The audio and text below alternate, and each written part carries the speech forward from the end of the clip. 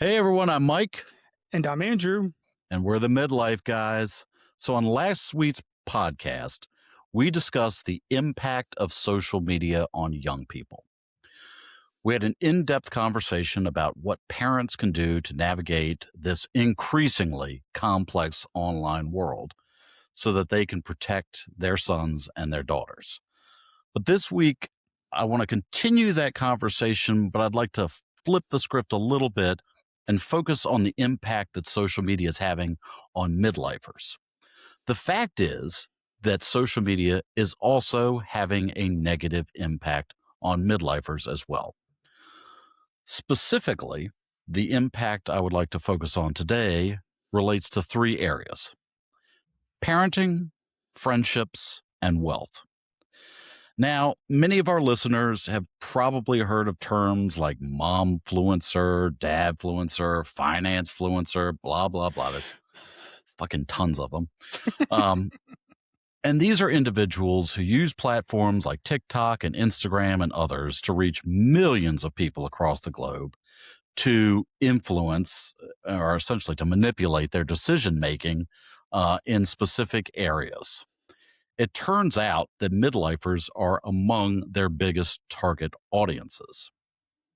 The problem is that this advice, and it is advice, They're just trying to make their money, they're doing them. sure, is leading many midlifers to make poor decisions, and it's Mhm. resulting in very high rates of depression, lost money, and a myriad of problems. So I personally think that this is a very important topic because I know many midlifers, including parents, who have been impacted by these influencers in a very negative way. So, Andrew, are you ready to have this conversation? I am, yeah, and I'm glad we talked about kids last time. I think that's important, but I think this is equally important. And I mean, I will put myself in the category of people who feel like, I see these type of influencers all the time, and they can definitely affect me. So I think it's a worthwhile conversation and something that midlifers definitely should be talking about. Agreed. Absolutely agree. So, I want to start by addressing the momfluencers and dadfluencers. Such Um, stupid names. I don't know why everything has to be a fluencer. It just because that is the stupid world that we're living in right now. really is. It's fucking stupid. Um, I really believe that these individuals started out their social media platforms with good intentions. However, as you become more influential, if that's a real fucking thing, which it isn't, on social media, you tend to demonstrate a way of life that is more and more out of reach for your audience because that influencer is getting paid to do this thing. They're being paid generously by either the social media platforms or brands. I Mhm. have a lot of parents who are friends that I follow. And so I get fed a lot of um, videos with co branded momfluencers uh, that are, talking about how to build like a goldfish castle. And Goldfish is sit there and be one of the sponsors. So Goldfish probably has a lot of money in order to sit there and shell out to these people. These influencers do things like show you how you can make homemade granola for your kids, create the perfect princess or superhero bedroom for your kids, organizing the perfect birthday or graduation party, and how to spend more time with your kids. So that Makes me last one, tired. mhm, that last one can be the most treacherous for Yeah. parents who always want to spend more time with their children. According to the New America survey of 5,500 parents, 72% of those parents want to spend more time with their kids. Fair. A 2026 survey from NANET of 1,500 working parents said that they don't spend enough time with their kids. Why do these parents feel that way? Well, a big reason is social media. They see these moms and dads on social media doing all of these really cool things with their kids all the time, too. All the time. It's like these kids don't even go to school. However, here's an interesting fact. According to a study published in the Journal of Marriage and Family, which analyzed parenting data from 1965 to today across 11 different countries, parents today actually spend more time with their children than they used to by a significant number. And Andrew and I were talking about this yesterday. We were, yeah. And when we found this survey, I was like, oh, that's probably true. I don't think I spend nearly as much time with my parents as I spend with my godson. So but this trickery of social media that's telling us a very different narrative, that parents are not spending enough time with their kids and they need to spend more time with their kids in order to be a good parent. Now, I understand parents want to spend as much time with their children as they can, and they should, but I think social media is clearly manipulating parents into believing something that's just not true. This idea that they're not spending enough time with their kids. So what do you think, Andrew? Do you feel that way? I mean, well, yeah, I definitely feel like you get that message from lots of places. I've got very complicated feelings on this one. On one hand, as we talked about a couple episodes ago, when we had our friend Braxton on to the boy dad versus girl dad episode, which if you haven't listened to that one yet, you totally should. It was really fun. Parenting is hard. It's difficult. I mean, I love being a parent. It's one of the greatest things, but it's really, really hard. And so I'm kind of cautious about it. I never want to sort of be overly judgmental towards other parents or say there's a right way or a wrong way to parent or you're doing something wrong. And likewise, I don't think we should make people feel bad about how they are parenting, because at the same time, being a parent, I know I feel this way. And, in conversations with my wife and with friends of ours that have kids, you do have this insecurity too, where it's always you feel like you want to do more or want to give your kids more or be there for them more if you can. And what social media does, I think, is it just it distorts reality in a sense that if you're constantly hit with videos or photos or other types of content whenever you're on social media that's showing all these families, these influencer families having these great, incredible experiences. And you'd mentioned it earlier, Mike, about the perfect this or the perfect that. Everything's perfect, right? It's always the best of this and the most idyllic, adventure that you're going on. I mean, if you're seeing that constantly, you do start to feel a little bit bad about yourself. And well, wait a second, am I not doing something correctly? But I think the reality is that it's not reality, right? This is not these people's full lives. And I think that's something that's really important to keep in mind. We just went on vacation with our kids for a week. It was awesome. It was a great trip. And I need to post some pictures because there are some great, cute pictures of a couple wonderful experiences we had as a family. I'm definitely going to share some of those for, some of the people that are close friends and family that follow me on social media. I'm not going to be putting up videos or pictures of the meltdowns that happened or the arguments because someone wouldn't eat their dinner or didn't want to go to bed on time, or the frustrations, or we missed our nap today and so we're just going to lose it for the next 10 minutes. Of course, that's not what anybody shares on social media.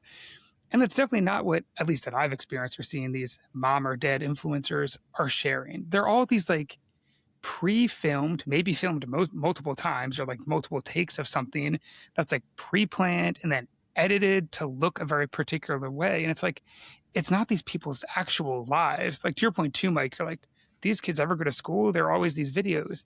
No, because it's I don't know, maybe it's an hour of their day that they've chopped into lots of other smaller videos to make it feel this is what their whole day is like. And I'm no, I'm sorry. I call BS on that. That is not living with kids is not all sunshine and rainbows and happiness all the time. And I just think that it's important to keep that in mind, because I feel a lot of the message that often comes off of these platforms is this perfect way to have a family and to be a parent. It's not real. And the reality distortion there, I think, is, can be detrimental for parents who start to think maybe I'm doing something wrong or bad. And it's no, you're not. It's just you're getting fed this version of reality that isn't real or doesn't actually exist. There's two other things that kind of bother me about this too, and these are very personal, but I think other parents probably relate to this, and I'd love to hear from folks if they do.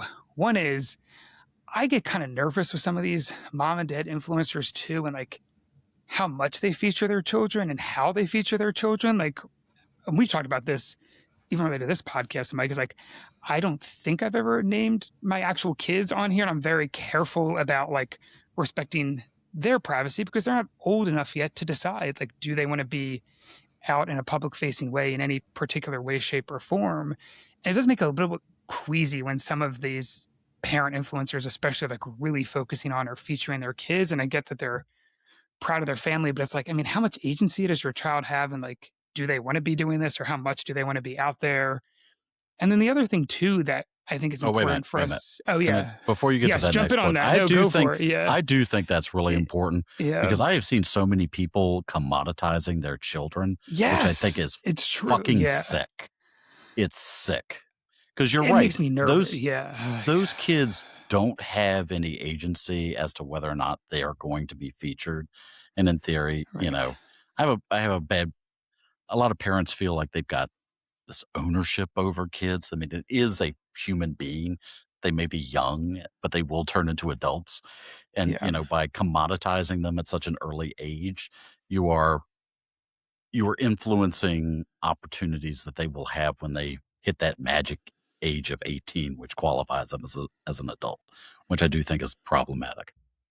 Yeah, I don't know. It makes me very nervous. So, like, I know at least my boys will sometimes on YouTube will come across a video where it's like there are a couple of families that do like generally like wholesome stuff and like competitions with each other. But again, there's some young kids in these. I'm like, do these kids still want to do this? Like, how much they've been encouraged to do it? And I also just think like making your kids that visible and so public at such an early age just makes me very uncomfortable. And so that does make me nervous. But the other thing I was going to say too is like going back to the idea of parenting is hard. It is. It's great. It is. We want to spend more time with our kids. We do. But also like this sense of constantly being fed, do more, be the perfect this, the perfect that. It's like sometimes you also need a break from your kids. And that's totally okay too to say, I need a break. I need some time to step back and to, get some quiet time or focus on a hobby or something I want to do. And I feel like oftentimes that gets overwhelmed in this conversation where it's always about like, what else are you doing with your kids to give them the best experience ever? It's like, they'll be fine playing outside for a little bit. Like I need some quiet time, and that's I think totally okay to say and to do. I'm done with my rant now. You can go. Yeah, I mean, it's not just about quiet time. I mean, the fact of the matter is the school day and the work day don't match up. I mean, the Well, times of that just doesn't match up. And, you know, about 15 years ago, I did this leadership program where we met with CEOs of companies from across our region for very honest and open conversations. And one of the CEOs we met with was the head of a major hospital chain. And she said something that sort of shocked me at the time, but I have definitely come to understand it. She said that she could only dedicate at most 2 hours a day to her daughter. She had two daughters. And she could do a little bit more on the weekends, but even that wasn't guaranteed. And again, it's a very large hospital chain. So now I know that most parents aren't CEOs, but the fact is that, as I said, the workday and the school day don't match up. They can't and they never will.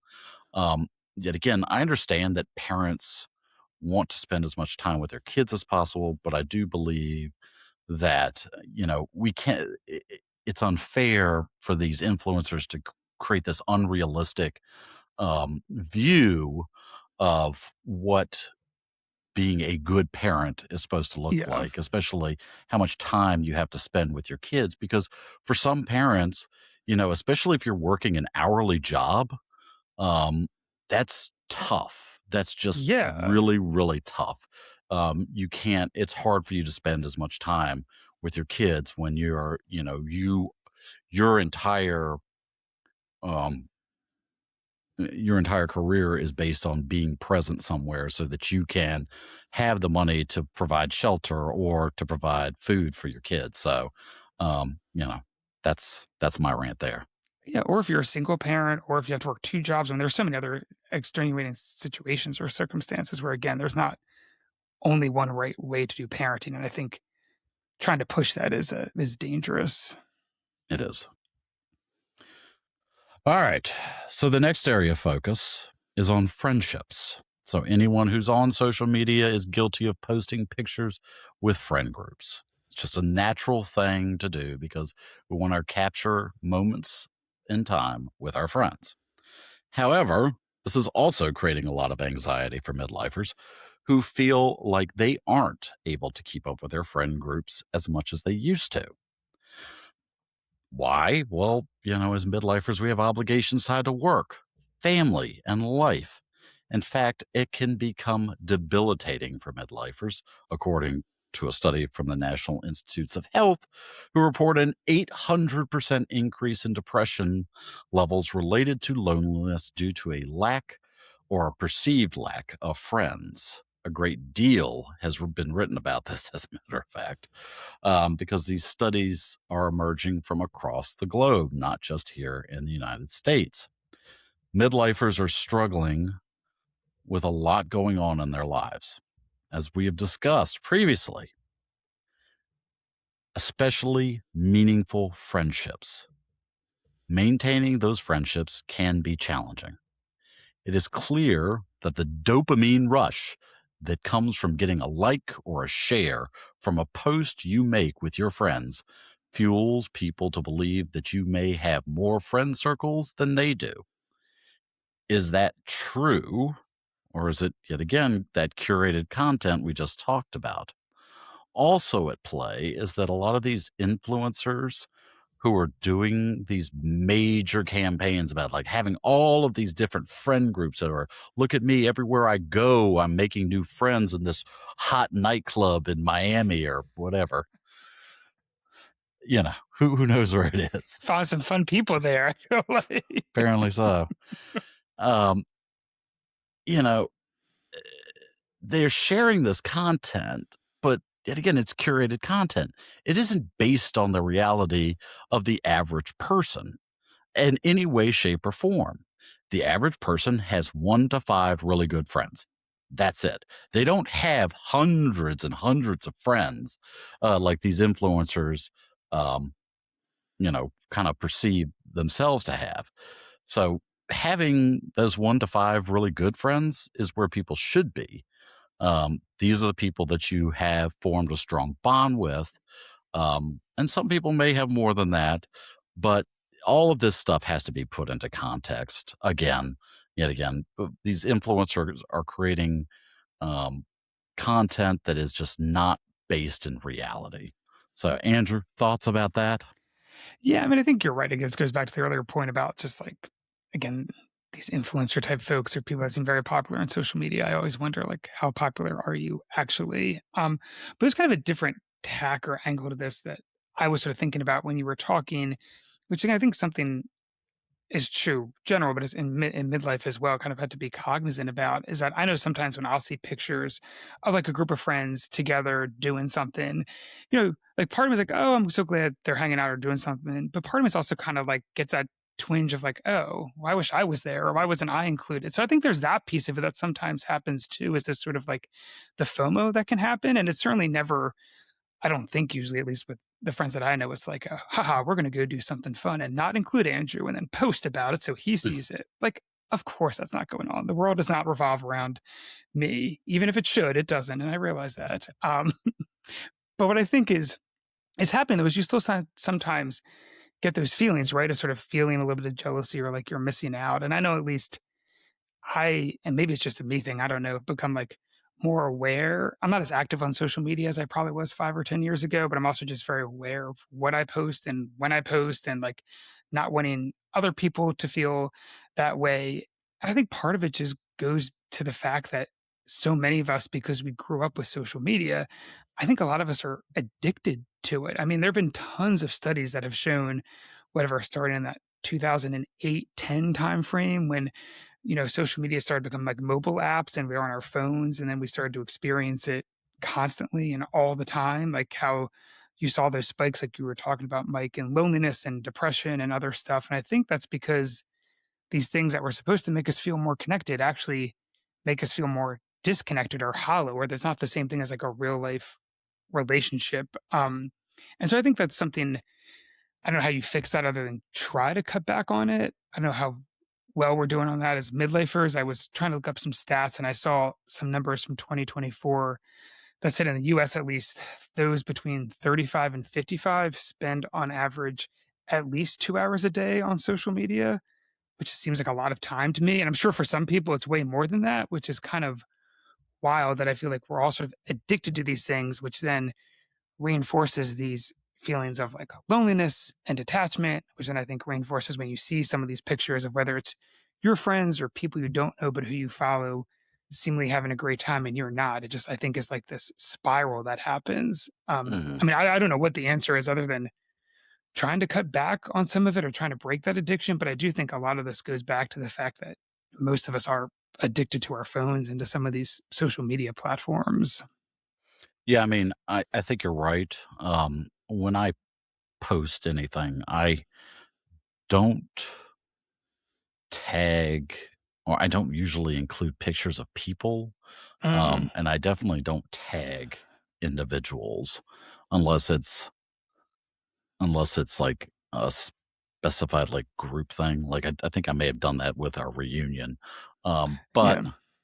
um, you know, it has gotten it. I've seen this firsthand. So personal anecdote. A few weeks ago, I guess at this point, I went to dinner with some friends, and then we went to go see Backrooms. One of my friends posted a picture of going to see the movie, although they Hmm. just posted I think the movie poster, but it tagged me in the post. Another friend saw this and got very upset that he wasn't included Oh, in going to see the movie. There wasn't any malice intended, and I right. didn't even know Yeah. this person had any intention of seeing the movie. Right. Um, and he got very angry with me, and it was clear that it was this FOMO with him, and he felt really depressed. Now in all honesty, this person was suffering from depression already because not feeling great about his job and other things. There's like But one more thing. yeah, Yeah. just one more Yeah. thing that you know made him feel isolated, made him feel like he wasn't Mhm. part of a group. Um, which I don't ever want people to feel that way. This was, you know, two friends of mine being like, "Hey, do you want to go see this?" And I was like, Yeah. "Okay, sure." So, just people need to be more cognizant. Take more pictures of nature. Well, I mean, I guess as you're talking through Well, this, and I'm thinking through some of what I said earlier, I mean, I think it works both ways, right? So it's like, I think it's be cognizant of maybe what you're posting, but it's also part of it is like, so I'm speaking for myself at least. When I see some of those pictures, as I said, like part of it's like, oh, that's great, they got to do that. A little bit of me is like, oh, I wish I could have. But also, you need to grow up a little bit and be okay the fact that like someone's doing something without you. It's not the end of the world. It'll be fine. Like I think it kind of works both ways too. We all just maybe need to be more adults about ourselves and if somebody wants to do something, pick up the phone and text or say, "Hey, let's go do something." Um, so I feel like it does kind of cut both ways as you were talking. It kind of was making me think about. I should probably be clear about. I'm not saying people shouldn't be sharing them having fun with friends. It's just I think we need to be cognizant of how often you're doing that, or if you're trying to you know make it seem like more than what it really is. Yeah. yeah, and I do agree with that. I mean, it doesn't take but 60 seconds to text somebody just to say hello. You don't actually have to sit there and say you want to get together. It's Just say true. Yeah. hello. Yeah. So there really is. Yes, people do need to grow up, but Yeah. I'm not going to hold my breath on that one. So the final thing I want to talk about is the impact on these finance influencers, um, because there's a lot written about these finance Mhm. influencers and the impact that they're having, especially on midlifers, not just midlifers, but also um, baby boomers as well. But you know, I can't even get into how much was written about this because it's some really terrifying shit that's out there. Um, and the data is somewhat unclear because a lot of these finance influencers are not even US based. They're not even based in necessarily, you know, a country that you would think they'd be based in. They're in like fucking middle of nowhere, Mongolia or something. Some of them aren't real people either, And like some of them bots and aren't real stuff. people. Yeah, yeah. So, according to the Federal Trade Commission, the current estimate is that Americans have lost $1.1 billion to social media finance scams over the past couple years. It's a fuck ton of money, A 1.1 lot of billion. money. However, all these finance influencers are selling things like, shares of real estate, like have like buy your like percentage in this condo or apartment building or cryptocurrencies and these get rich quick schemes, which should be red flags. I mean, these should be red flags to people, but apparently enough folks think that you can get rich quick, even though nobody gets rich quick um, ever. Does not happen. It's not a real thing. So what do you think, Andrew? How we going to solve this one? I mean, this is the natural progression of like that reality distortion then leads into just scamming, right? I feel like that's just kind of where this probably ends up. I mean, I'll tell you from like my personal experience, I've not been scammed, fortunately, but I will say I see a bunch of stuff. I don't know if you've seen this or not, like recently in the past like month or so, in whatever feed I'm in, it doesn't really matter what platform I'm on, where I'll start to see a lot of posts about like someone being like, my name's whatever, and I work at XYZ, like major tech company or big bank or hedge fund or something. And like, here are the two stocks that I'm going to put all my money in over the next 6 months, or I want to retire in 5 years with $3 million. Here's my plan. Like, follow me to learn more, whatever. And like, it's obviously a red flag that feels super scammy. But I'll be honest, after seeing like 12 or 15 of those, sometimes I'm like, I wonder what they are following. Not that I'm actually going to like look at it and follow through, but I could see how, again, if you're bombarded with this over and over again, and it feels like your reality is a little bit distorted, that I can see how some people might become susceptible to it. And I think part of it's also, and why to me it feels even more scammy, is like they're going after areas where people are probably most vulnerable. So again, on my feeds, I see lots about making money quickly or losing weight really fast and getting like in better shape. It's like where people I feel like are probably most insecure about money and body image is where these folks are targeting, which is, you know, messed up and dangerous. But I do think this is just the natural progression of living in a social media world where nothing feels exactly real. And so then you can easily kind of get sucked down this rabbit hole that becomes a scam. Yeah, what's gotten really kind of really disappointing for me is it's not just like, you know, the social media platforms that where you think this would happen, like Facebook or Instagram or TikTok.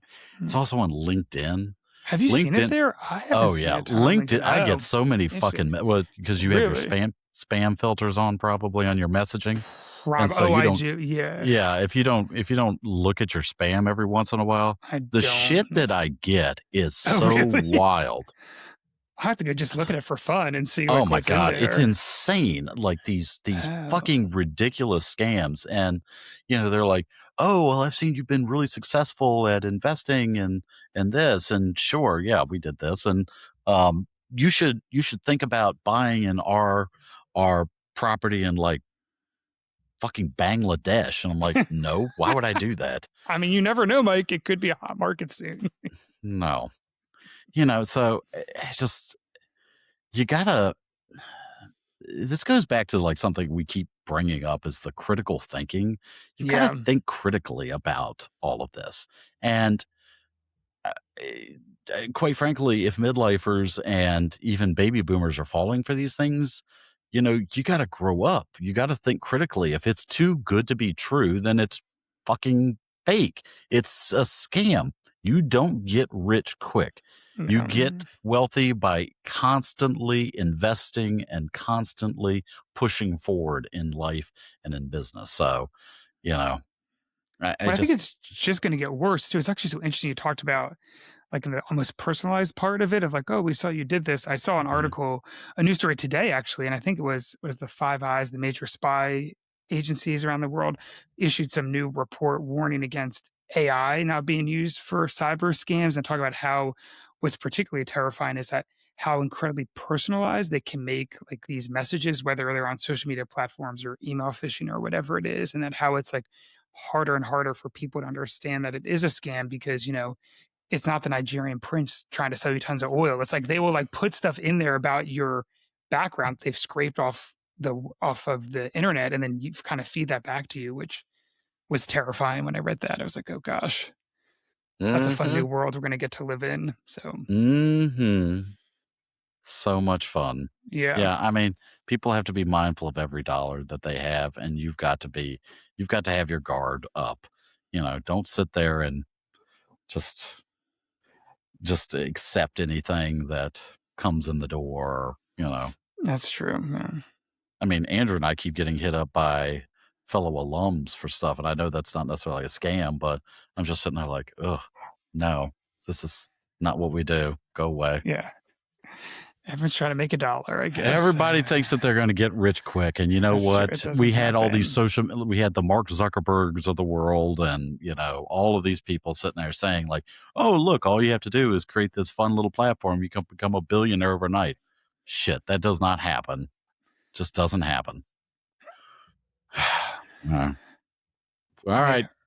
Is there a positive note? I feel like something to end on. Stop using social media. Just get off. Delete your social media platforms. I don't know about that. I think they're maybe, but share happy pictures that are true and based in reality. There you go. Sure. Or just go touch some grass. Yeah. Take more pictures of nature. There you go. Post those. All right. We've already blown through 30 minutes. If you've not done so already, please like and subscribe. It doesn't cost you a thing, but it helps us out a lot. Remember that you can find us on YouTube, Spotify, Apple Podcasts, iHeartMedia, and all your favorite podcasting platforms. Until next week, good luck, guys. See ya.